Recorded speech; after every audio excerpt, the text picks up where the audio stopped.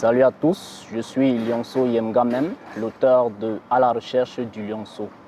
À la recherche du lionceau est une pièce de théâtre écrite en 2004 et pour des raisons quelconques qui n'a pu être publiée que l'année dernière, le 25 septembre 2020. À la recherche du lionceau, pourquoi ce titre? Beaucoup m'ont demandé. Tout simplement, pour expliquer cela, je vais partir d'une allégorie, celle de la lionne et des chasseurs. Dans une contrée lointaine, il y avait des chasseurs qui cherchaient à tout prix à avoir le lionceau, parce que le lionceau procurait un certain prestige à celui qui l'acquérait.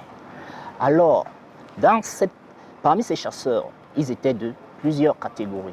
La première était ceux qui, une fois lancés à la quête du lionceau, lorsqu'ils entendaient le rugissement de la lionne, tombaient de mort subite. La deuxième catégorie était composée de ceux-là qui, ayant vu le danger, fuyaient. La troisième catégorie, c'était ceux des plus courageux. Troisième et quatrième, bien sûr. Les troisièmes, les plus courageux, qui s'accaparaient du lionceau, rentraient avec chez eux et arrivaient à le dompter plus tard.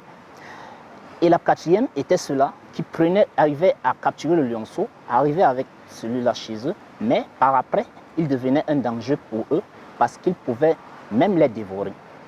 Alors, la lionne ici représente la pandémie du siècle, la maladie appelée VIH-Sida. Le lionceau, le vagabondage sexuel.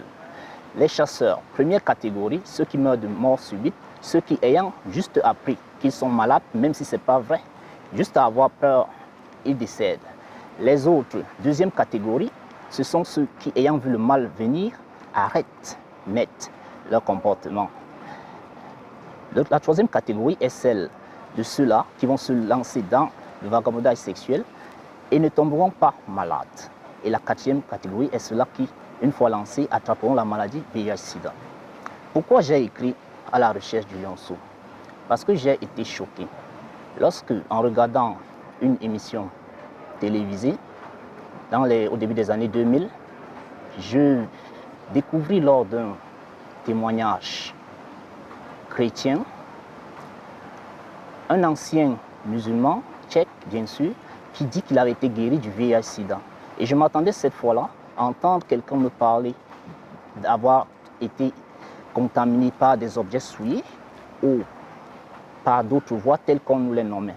Mais lui aussi parlait du vagabondage sexuel. Alors, ce fut le déclic. Je me dis, certes, il y avait d'autres modes de contamination, mais le vagabondage sexuel était sûrement la source la plus en vue. Était à 80%, ceux qui étaient malades étaient passés par là. Et je me suis dit, parce qu'ils sont allés à la recherche du lionceau, de ce qui est dangereux, mais ils y sont allés quand même. Alors que les autres, c'est parfois par inadvertance. Mais ceux-là, c'est parce qu'eux-mêmes ils savent. Et il fallait combattre à partir de là. Et c'est là que j'ai commencé à écrire en 2002 cette pièce théâtrale. Pièce théâtrale qui a été écrite par un élève du secondaire. Au lieu du professeur, je n'ai fait que essayer de mettre un peu plus de forme et l'adapter par rapport au contexte contemporain que nous vivons. Mais tout cela, c'était pour corriger nos mœurs en riant. C'était pour combattre cette maladie.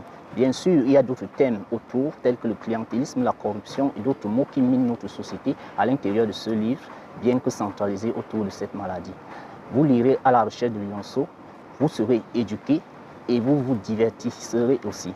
Merci, bonne lecture à tous.